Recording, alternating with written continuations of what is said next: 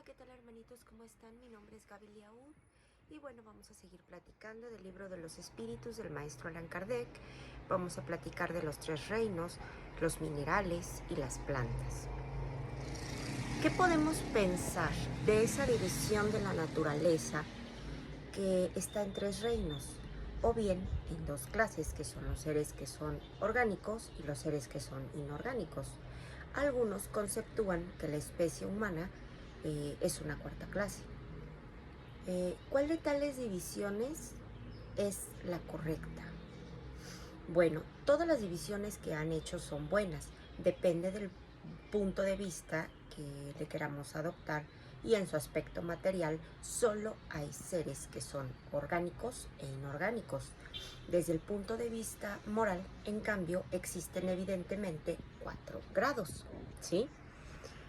Los 4 grados tienen caracteres que están bien definidos, aun cuando sus límites parezca como que se confunden. La materia es inerte, pero esta materia que es inerte es la que va a integrar el reino mineral. ¿Por qué? Porque no tiene más que la energía mecánica. Las plantas están compuestas de materia inerte y bueno, estas se hallan dotadas de vitalidad. Los animales están formados asimismo de materia inerte y provistos de vitalidad. Poseen además una especie de inteligencia que es instintiva, pero están limitados. Pero bueno, ellos no tienen conciencia de su existencia, tampoco tienen conciencia de su individualidad. Por su parte, podemos ver al hombre que tiene, en cuanto hay plantas y hay animales, pues obviamente domina a los dos por la especie. Y bueno, el hombre sí tiene conciencia de su porvenir, la percepción de las cosas que son extramateriales, y también tiene conocimiento pues de la existencia de Dios, ¿sí? Las plantas no tienen conciencia, las plantas no tienen una conciencia, no saben que existen, ellas solo poseen vida orgánica, pero no piensa una planta. Las plantas experimentan sensaciones, perciben como impresiones físicas y actúan sobre la materia, pero no tienen percepciones. Por eso la sensación del dolor no es algo que ellos experimenten, ¿sí? Claro, esto es una consecuencia de que solo solo tengan la capacidad de percibir esas impresiones físicas. Bueno, la fuerza que atrae a las plantas unas hacia otras es independiente de su voluntad. Sí, ¿por qué? Porque las plantas no piensan, es como una fuerza mecánica de la materia que obra sobre la materia, y las plantas no podrían oponerse a ella. Ciertas plantas, tales como la sensitiva y la dionea, por ejemplo, tienen movimientos que pareciera que tienen una gran sensibilidad, y en ciertos casos es una especie de voluntad, como sucede con la segunda de las que ya nombramos, que esas hojas aprisionan al insecto. ¿Por qué? Porque el insecto llega, se posa y las plantas rápido liberan ese zumo, y la dionea parece que tiene una especie de trampa después de que ya lo mató, ¿sí? En la naturaleza todo es transición, por el hecho mismo de que nada es semejante y sin embargo todo se relaciona. Las plantas no piensan, como ya dije antes, y por consiguiente pues carecen de voluntad. La ostra la abrimos, así como todos los zófitos están desprovistos de pensamiento. Solo hay en ellos un instinto ciego y natural. Eso es todo. El organismo humano nos provee de movimientos análogos sin la participación de la voluntad, como en las funciones que son digestivas y circulatorias. El píldoro se contrae al contacto de ciertos cuerpos para impedir su caso. Lo propio tiene que suceder con la sensitiva, cuyos movimientos no implican de manera alguna la necesidad de percepción y menos todavía de voluntad. No hay plantas como en los animales, un instinto de conservación que les mueva a buscar lo que les podría ser útil y a sustraerse de lo que sea capaz de dañarlas. Es así, si se quiere, sí, porque las plantas tienen una especie de instinto, pero depende de la extensión que se conceda a ese vocablo, pero es puramente mecánico. Cuando en las operaciones químicas vemos que se unen dos cuerpos, es porque son compatibles. Entonces vale decir que entre ellos hay una afinidad, pero no lo denominamos instinto a esto, simplemente hay afinidad y ya. En los mundos que son superiores, todo es más perfecto allí, pero las plantas siempre van a ser plantas, como los animales siempre son animales y los hombres siempre son hombres. Cambiamos de mundo, pasamos a otro, pero así como aquí fuimos persona, en el otro también vamos a ser personas. Bueno, ahora vamos a hablar sobre los animales y el hombre. El hombre es un ser aparte, sí, porque en ocasiones nosotros la regamos y nos llegamos a rebajar, pero realmente deberíamos de elevarnos. ¿Por qué? Porque en lo físico sí somos como los animales, porque tenemos una materia que nos da densidad y estamos aquí, pero bueno, estamos dotados de ellos. O sea, la naturaleza le concede a los animales estar aquí. Pero todo lo que el hombre está obligado a inventar con su inteligencia es para proveer las necesidades y es para su conservación. A diferencia de los animales que no tienen ese raciocinio que nosotros tenemos, el cuerpo humano se destruye igual que el de los animales, sí, es cierto, pero el espíritu tiene un destino que solo él puede comprender, el ser humano. Los animales no podrían comprender esto porque únicamente el hombre es el que es del todo libre.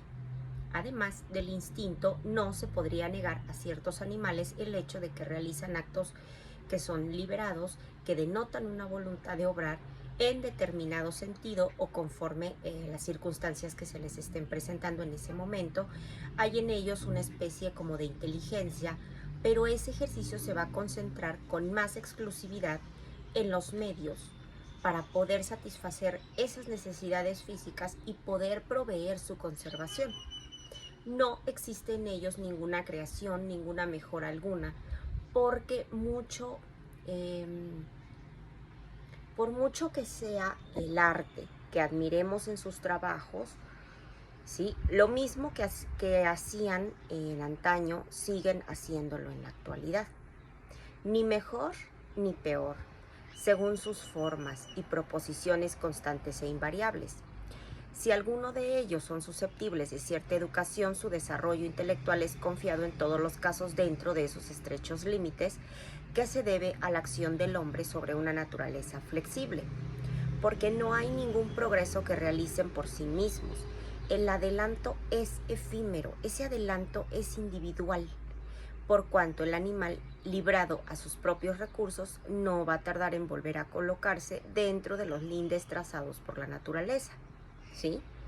¿Por qué?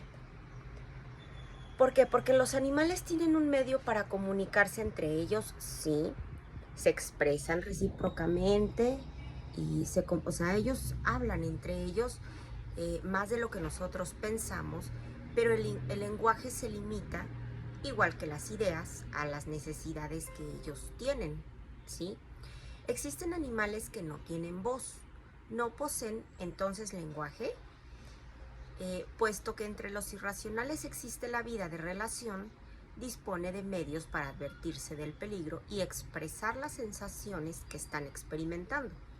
El hombre no disfruta, pues, el privilegio exclusivo del lenguaje.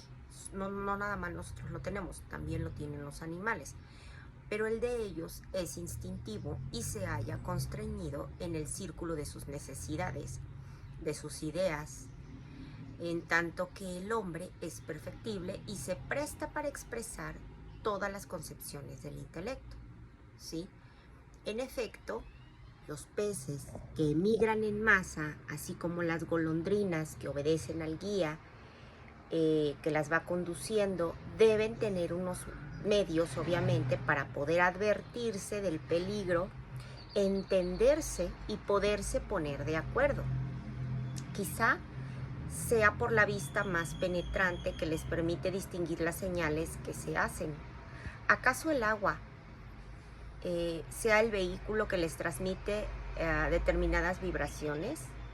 Sea como sea, es incontestable que poseen el medio para comunicarse, lo mismo que todos aquellos animales desprovistos de voz y que realizan tareas en común, ¿sí?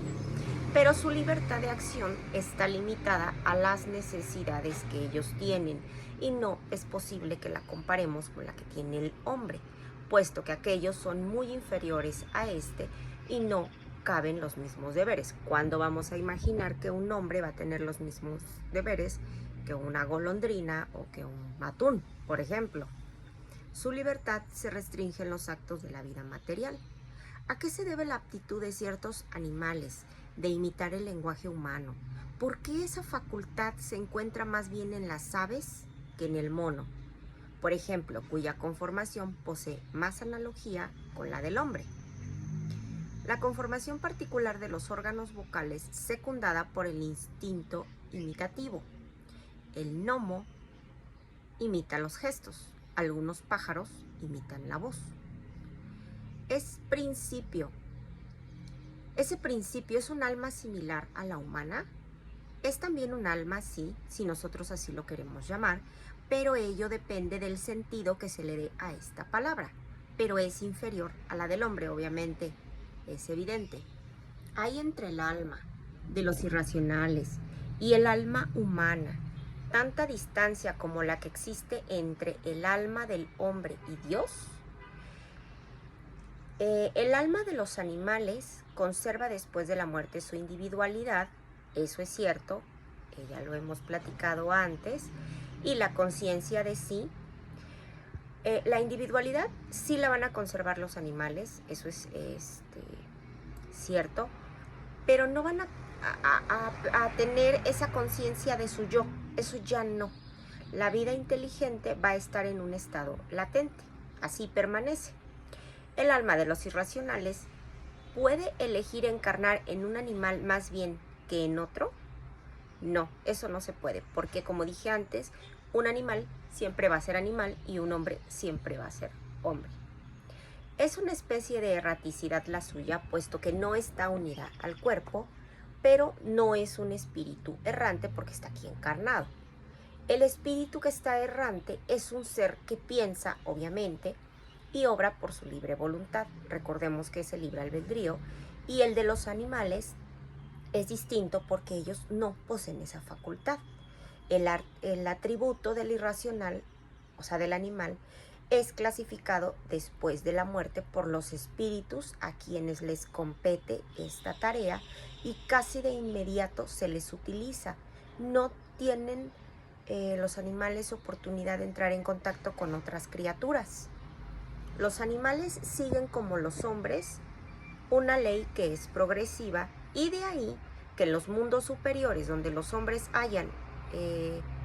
donde se están más evolucionados, los animales lo estén también, poseyendo medios de comunicación más desarrollados, pero que siguen siendo inferiores y continúan sometidos al hombre. Progresan los animales, igual que el hombre, por su propia voluntad o por la fuerza de las circunstancias. Por la fuerza de las circunstancias, de aquí que no haya para ellos expiación. ¿En los mundos superiores conocen los animales a Dios? No. Eso le preguntó el hermanito Kardec al ser de luz con el que se estaba comunicando. Y bueno, el hermanito le dice que no, que los animales no conocen a Dios, que para los animales el hombre es un dios, como en lo antiguo los espíritus eran dioses para los humanos. Recordemos que eran espíritus que cada quien tiene su función, pero se pensaba que eran dioses. En la naturaleza todo se va eslabonando, tiene vínculos que nosotros no podemos aprender. Y las cosas en la apariencia son más disparatadas, tienen puntos de contactos que el hombre en su actual estado no podría llegar jamás a comprender. Mediante un esfuerzo del intelecto puede entreverlos, pero solo cuando su inteligencia haya adquirido todo su desarrollo y se va libre de los prejuicios, del orgullo y de la ignorancia, y podrá ver con claridad en la obra de Dios. En ese interín, sus limitadas ideas hacen que vean las cosas desde un punto de vista mezquino, estrecho. Sabed bien que Dios no puede contradecirse y que todo en la naturaleza se armoniza por leyes generales que jamás se apartan de la sublime sabiduría del Creador. Los animales solo poseen la inteligencia de la vida material. En el hombre, el intelecto le confiere la vida moral. El hombre tiene un alma, sí, pero el cuerpo posee instintos que son el resultado de las sensaciones de los órganos y solo hay en una doble naturaleza. ¿Por qué? Porque nosotros tenemos naturaleza animal y la espiritual. Eso es lo que tiene el hombre. Por su cuerpo participamos en la naturaleza de los animales y de los instintos que a estos caracterizan, pero por su alma participa de la naturaleza de los espíritus. Además de sus propias imperfecciones, de las que debe el espíritu despojarse, tiene que luchar también en contra de las influencias de la materia, y cuanto más imperfecto sea el estado en el que se encuentra, tanto más estrechos serán los lazos que existen entre el espíritu y la materia. ¿Por qué? Porque a veces es muy imperfecto el estado en el que nos encontramos y por eso esos lazos con la materia son más estrechos. El alma del irracional y la del hombre son distintas una de la otra, de modo que el alma de uno no puede animar el alma de otro. Por eso les digo que un animal siempre va a ser animal y un hombre siempre va a reencarnar en un hombre. El espíritu del hombre aporta a él desde un principio intelectivo y moral que va a ser lo que lo va a tornar superior a los animales. Las dos naturalezas que coexisten en el hombre hacen que sus pasiones tengan dos orígenes diversos que proceden de los instintos de la naturaleza animal, otras de las impurezas del espíritu encarnado en él, y que simpatizan en mayor o en menor grado los groseros de los apetitos animales. Porque al purificarse el espíritu se va a ir liberando poco a poco de esa influencia de la materia, se va a ir hallando bajo un influjo y se acerca al irracional, una vez que está desembarazado de él. ¿De dónde sacan los animales el principio inteligente que constituye la especie particular del alma de la que están dotados? Del elemento inteligente universal. La inteligencia del hombre y la de los animales emanan de un principio único, a no dudarlo, pero en el hombre se ha recibido una elaboración que eleva por encima del animal. ¿Sí? Se ha dicho que en su origen el alma del hombre se halla en un estado análogo al de la infancia, de la vida corpórea, que su inteligencia va a brotar apenas se ensaya para la vida. ¿Dónde cumple el espíritu esa primera etapa? Es una serie de existencias que anteceden al periodo que llamamos humanidad. Esta etapa del hombre, en donde estamos aprendiendo y nos estamos preparando, no es una encarnación. No son 5, 6, 10 años de una vida. Son varias existencias. El alma pareciera haber sido el principio inteligente de los seres inferiores en la creación. En esos seres, a los que estáis lejos de conocer en su totalidad, donde el principio inteligente se elabora, se individualiza poco a poco y se ensaya para la vida, conforme lo hemos afirmado antes. Se trata, en cierto modo, de una tarea preparatoria como la de la germinación, a consecuencia de la cual ese principio inteligente va a experimentar una transformación y se va a convertir en espíritu. Entonces comienza para él el periodo de la humanidad y con este la conciencia de su futuro, la distinción entre el bien y el mal, la responsabilidad de sus actos, así como la etapa de la niñez. Viene después de la niñez, la adolescencia, luego la juventud y por último la edad madura. Por otra parte, nada hay en ese origen que deba avergonzar al hombre. Creer que Dios haya podido realizar algo sin un objetivo determinado y crear seres inteligentes provistos de futuro sería blasfemar de su bondad que se extiende sobre todas las criaturas. Ese periodo de humanidad comienza en nuestro mundo. La Tierra no es el punto de partida de la primera encarnación humana, eso ya lo habíamos platicado antes. El periodo de la humanidad se inicia por lo general en mundos que son mucho más imperfectos que este, lo cual no constituye, empeora una regla absoluta y pudiera acontecer que un espíritu desde su iniciación humana fuera apto para vivir en la Tierra. El caso no es frecuente, pero representaría más bien una excepción. ¿Sí? El espíritu del hombre después de la vida corporal no tiene conciencia de las vidas que han precedido para él en su periodo de la humanidad. Nosotros, mientras estamos encarnados aquí, no nos acordamos de lo que vivimos antes, porque es a partir del periodo que están viviendo que ellos van a tener conciencia. Incluso apenas se van a acordar de sus primeras existencias como el hombre, del mismo modo que el individuo adulto no retiene ya en la memoria los primeros tiempos de su infancia. Entonces, cuando seamos espíritus, recordemos que ya no vamos a estar bajo la influencia de la materia y vamos a poder recordar muchas cosas. Pero las primeras existencias siempre se van a quedar en el olvido. Y por eso aquí el hermanito nos está haciendo la comparación de que, bueno, un ser humano no se va a acordar de lo que vivió cuando tenía 2, 3, 4 años. Asimismo sucede con los espíritus. Ya estamos aquí, ya estamos encarnados y a la hora de deshacernos de la materia nos vamos a acordar de ciertas cosas, pero no nos vamos a acordar tan detalladamente de esas primeras encarnaciones, porque el espíritu del hombre después de la vida corporal no tiene conciencia de las vidas que han precedido, ¿sí?, a toda la humanidad. Imagínense de qué tantas cosas tendríamos que acordarnos. Pero bueno, es a partir de ese periodo que empieza. Sí, nos vamos a ir acordando, pero poco a poco y de ciertas vidas hacia acá. No vidas tan materializadas, no vidas de mundos pero tan bajos.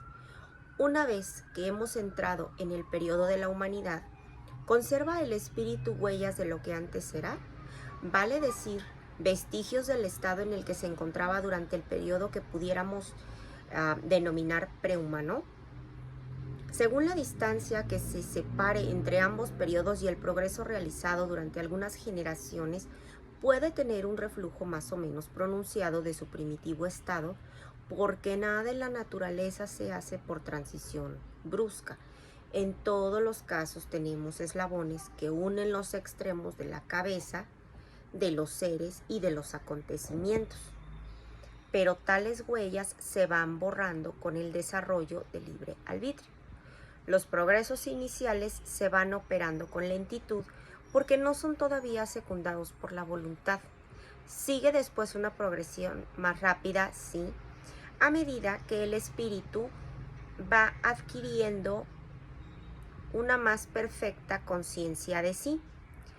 El hombre es un ser aparte, por cuanto posee facultades que le distinguen de todos los demás seres y tenemos otro destino. La especie humana es la que Dios ha escogido para la encarnación de los seres que pueden concederle.